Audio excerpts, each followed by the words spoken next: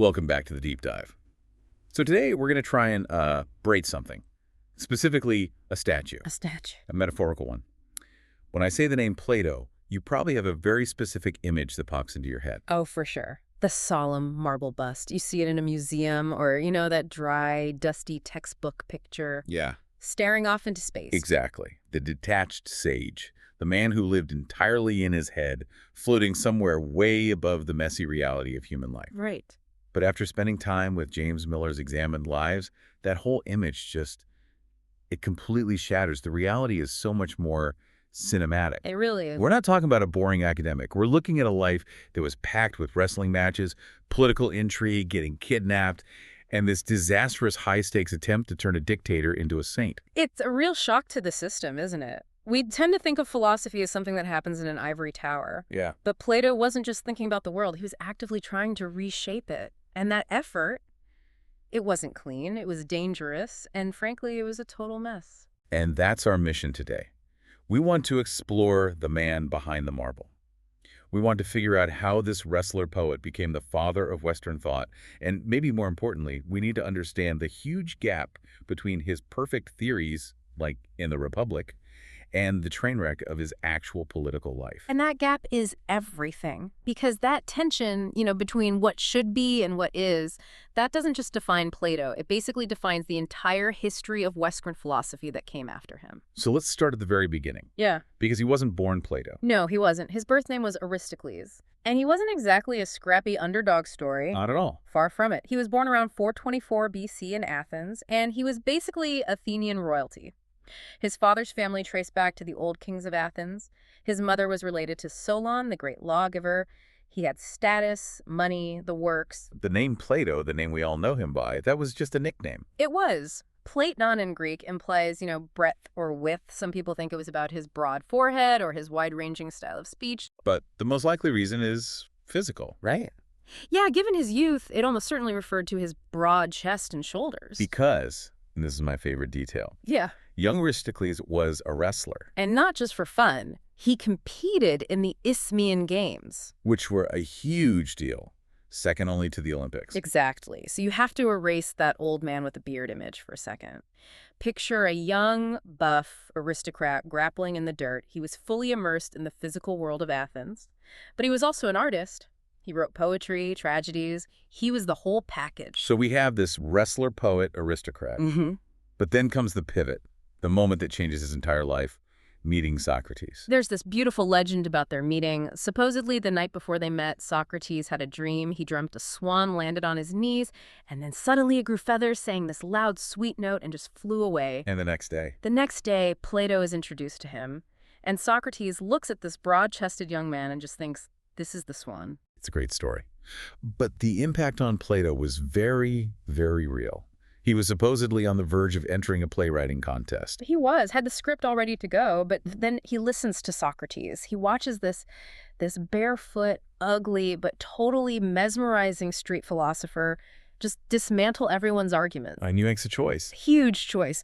He quotes a line from Homer, "Come hither, O fire god," and he burns his own plays. Wow. He just torches his past to follow this new path. He torches it. And it's this massive shift from art to wisdom. But we have to be careful not to just lump them together. Socrates was a gadfly. He stood on street corners, claimed he knew nothing, and poked holes in other people's confidence. But Plato was different. Plato was an institution builder. He didn't just want to ask questions. He wanted to find the answers and, build a system around them. But that desire for structure, for control, it didn't come from nowhere. It came from trauma. We have to talk about 399 BC. The execution of Socrates. This just seems to be the moment that broke him. He watches a democratic jury, a jury of his own people, condemn his hero to death. The most just man in Athens, killed by a popular vote. For Plato, that was it. That was the turning point. Miller calls it his inner exile. He looked at Athenian democracy and he didn't see freedom. He saw mob rule. He saw chaos. And he concluded What? That all existing states are badly governed. That's a sweeping statement. It is. He decided that the laws of men were practically incurable without some kind of miraculous remedy. He came to believe that the world's suffering would never ever end until philosophers became rulers, or rulers learned how to be true philosophers. The philosopher king. Exactly. And you have to understand, this wasn't just some abstract idea for him. It was deeply personal. It was a reaction to grief. He wanted to build a world where a man like Socrates couldn't be killed. So let's fast forward. Plato leaves Athens. He travels around. There's a whole story where he supposedly gets sold into slavery and has to be ransomed back, but he eventually returns. And around 387 BC, he does something revolutionary. He founds the Academy, the first real university in the West. But when we say university, you shouldn't be picturing lecture halls and tuition fees. No, not at all. Think of it more like a sanctuary, a fellowship of friends living together in a grove outside the city walls. And unlike the sophists, who charged huge fees, the Academy was technically free. Free? How did that work? It ran on donations from wealthy friends. But just because it was free didn't mean anyone could just wander in. There was a filter, a very specific, and to us, a very strange filter. The sign over the door? Let no one ignorant of geometry enter. Okay, this is why I always get a little lost. If the goal is to create wise leaders, to teach justice and virtue, why the obsession with triangles? Why is math the gatekeeper? This is so critical to understanding Plato. For him, math wasn't about, building a bridge or doing accounting. It was a spiritual exercise. It was about purifying the soul. Okay, explain that. How does geometry purify your soul? Well, think about the world we see around us. It's messy, right? It's always changing. If you draw a circle in the sand, it's not a perfect circle. It's bumpy. The wind can blow it away. But the idea of a circle, the mathematical concept, that's perfect. It never changes. It's eternal. Plato believed that real truth, with a capital T, like justice or goodness, it's like that perfect circle. It's an eternal form. And our eyes are just too distracted by the messy sand circles to see it. Precisely. So you study geometry to train your mind, to train yourself to look away from the physical, messy world and focus on abstract, perfect reality. It's mental weightlifting. So if you can't grasp the perfect truth of a triangle, you have zero hope of grasping the perfect truth of justice. You've got it. That's the logic. There's this story in the source material that just perfectly captures what this must have looked like to an outsider. It's from a comedy written at the time, mocking the Academy. Oh, of the pumpkin story. I love this one. It's just hilarious. So the scene is the Academy, and all the students are bent over, staring intensely at a pumpkin. Just a normal pumpkin. And they're trying to define its essence. Yeah. It's pumpkinness. One student says it's a round vegetable. Another says, no, it's a type of grass. And there's a Sicilian doctor just standing there watching this, and he just loses it. He tells them they're all insane. But it's Plato's reaction that's so telling. Yeah. He doesn't get angry. He doesn't defend the pumpkin gazing. No, he just turns to his students very gently and says, try again. Try again. It shows the method. But here's the problem. Plato didn't want to just stay in his garden arguing about vegetables. He wanted to save the world. He wanted to manufacture that philosopher king.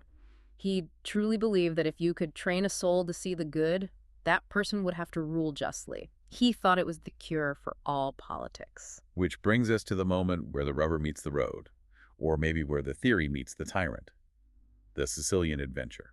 Or as you might call it, the disaster in Syracuse. So set the scene. Plato's around 60 years old. He's famous, he's established, and he gets an invitation. From his star pupil, Dion, who just so happens to be the uncle of Dionysius II, the young tyrant of Syracuse. And Syracuse was basically the New York City of its time.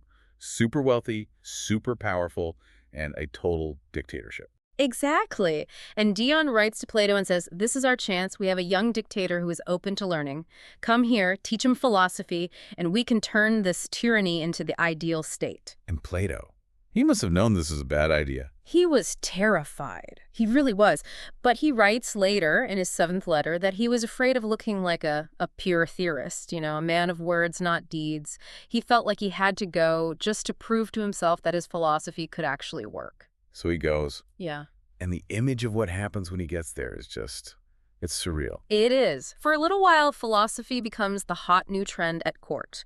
The source describes the palace floors being covered in sand or dust. Dust? Yeah, for drawing geometric figures on. You have the entire court of this ruthless tyrant crawling around on the floor, tracing triangles, trying to impress the king with their deep thoughts on geometry. It's just absurd. A room full of killers and sycophants all pretending to care about the hypotenuse. But that's where the disconnect happens.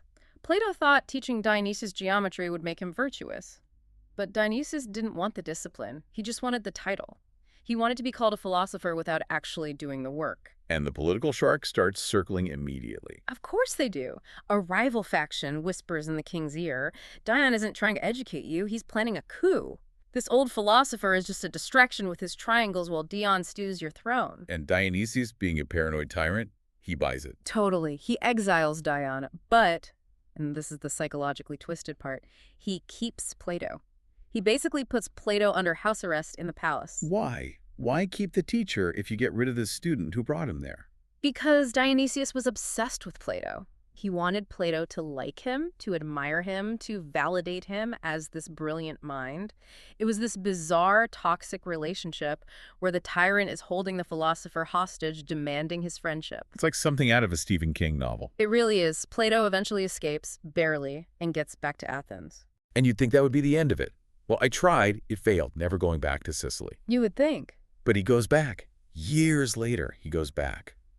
Why on earth would he do that? It's a mix of pressure and ego. Dionysius starts sending letters again, promising everything. If you come back, I'll restore Dion. I'll give him his money back. I'm really ready to learn this time. Dion, in exile, is begging him to go. Dion, the Pythagorean community, they're all pressuring him. So he walks right back into the lion's den. And it was a catastrophe. A complete catastrophe. Dionysius lied about everything. He kept Dion's money, and he imprisoned Plato again. Plato was basically a prisoner in the palace garden, surrounded by mercenaries, fearing for his life. He only got out because a powerful ally sent a ship and essentially demanded his release. And the whole Philosopher King project, the dream of a just society. It ended in blood. Dion eventually raises an army, invades Syracuse, and overthrows Dionysius. But then Dion, Plato's star pupil, starts acting like a tyrant himself, and he gets assassinated by one of his own friends from the academy. So the entire experiment didn't just fail, it collapsed into civil war and murder. Total collapse. Which brings us to the seventh letter. It's this incredible document, maybe the first autobiography in the West. Plato writes it to explain himself after this whole disaster. Does he admit he was wrong? Not exactly. He defends his motives. But he comes to this sad realization, one that actually echoes one of his own characters. In his dialogue Gorgias, the character Callicles taunts Socrates, saying philosophers are inexperienced in human character. They don't get power or desire. So when they try to do politics, they just make fools of themselves. And Plato, in his own life, proved that character right. He did. He proved that you can have the most perfect theory of justice in the world, but if you don't understand the messy, irrational soul of a man like Dionysius, it's all for nothing. This leads to a really uncomfortable part of Plato's legacy. You know, we think of him and Socrates as this heroic duo, but the source points out a huge difference in their integrity. It's a critical point. Socrates was a martyr for integrity. He refused to compromise, refused to flee, and died for his beliefs. Whereas Plato compromised. He went to the court of a tyrant, he flattered a dictator, he got his hands dirty. And his later writing seems to get darker because of this. We have to talk about the Laws, his final massive work. The Laws is fascinating and honestly a bit terrifying. After failing to teach a tyrant to be good, Plato doesn't give up on the idea of control. He doubles down. He actually suggests that the best starting point for a just city isn't a democracy, it's a tyranny. Wait, what? After being held hostage by a tyrant, he recommends tyranny. His logic is all about efficiency. A tyrant can force change quickly. You can mold the clay of a society much faster if you have absolute power. He thought if he could just find the right tyrant, he could force the population to be virtuous. That is just bleak. It sounds like he gave up on persuasion and just settled for coercion. It gets darker.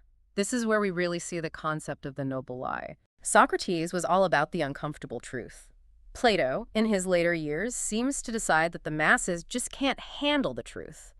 He argues that rulers might need to tell myths or lies to the people to keep society stable. Lies about what? Things like religious myths, or the idea that citizens are born with different metals in their souls, gold, silver, bronze, to justify the class system. He knew they weren't literally true, but he thought they were necessary to keep people bridled. Bridled. Like a horse. Exactly. He moves from the Socratic method of waking the mind up to a political method of controlling behavior. It's a tragic arc, really. The trauma of Socrates' death made him hate the chaos of democracy so much that he ended up advocating for a kind of benevolent authoritarianism. That's a hard pill to swallow. We owe him everything, the university, the very concept of Western philosophy. But his political instincts were, well, they were He was authoritarian. the first great idealist and also the first great warning about what happens when pure idealism collides with the real world. So how does the story end? He lives to be an old man, right? He does. Dies in Athens, around 80 years old. And of course, there are legends about his death. I read the one about the lice. Yeah, a nasty rumor that he died from a lice infestation.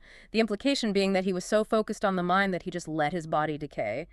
It's almost certainly not true. But there's a better legend, the final dream. The final dream. It said that just before he died, Plato dreamed he was a swan again. But this time, he wasn't sitting on Socrates' knee. He was darting from tree to tree, causing all sorts of trouble for the bird catchers. The bird catch. The interpreters, the critics. The dream meant that no matter how hard they tried, future generations would never fully catch him, never pin him down. He'd always be just out of reach. And he was right.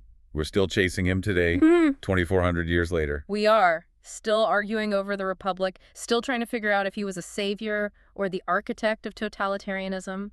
So, let's land this plane. We aren't advising tyrants, hopefully. What does this all mean for us now? I think the lesson is about the danger of the philosopher king idea itself. Plato spent his whole life looking for a savior, a ruler who was perfectly wise and perfectly powerful. He thought that was the only fix. And he failed. Completely. And maybe that failure is the lesson. It's a provocative thought to leave you with. The greatest mind of the ancient world couldn't turn a king into a wise man. He couldn't impose wisdom from the top down. So if Plato couldn't do it, why do we keep expecting it? Maybe we should stop waiting for our leaders to be sages and start focusing on something Plato hated. Figuring out how to check their power when they inevitably turn out to be just human. A very Socratic question to end on. Thanks for listening to The Deep Dive. We'll see you next time.